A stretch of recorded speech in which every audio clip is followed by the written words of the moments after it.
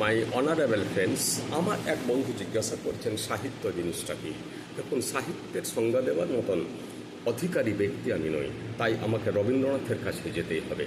রবীন্দ্রনাথ বলছেন, মানুষ যেখানে সত্যকে সুন্দররূপে অমৃতরূপে উপলব্ধি করিয়াছে, সেইখানে তাহার একটা চিহ্ন কাটিয়া দিয়াছে। সেই চিহ্ন কোথাও বা মূর্তি, কোথাও বা মন্দির, কোথাও বা তীর্থ, কোথাও বা রাজধানী, সাহিত্য সেই চিহ্ন। তাহলে ব্যাপারটা কী দাঁড়ালো?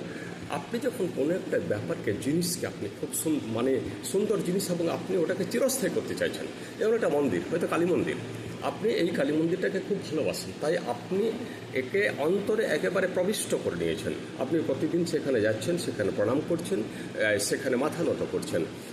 যে বইকে ভালোবাসে, সে বইটার কাছে সুন্দর এবং সে বইকে চিরস্থায়ী করে রাখতে চায়, তাই সে বইকে ভালোবাসে, বইকে অধ্যয়ন করে, বই থেকে বহু কিছু শিখে নেয়, বই থেকে জীবনের রসদ সংগ্রহ করে।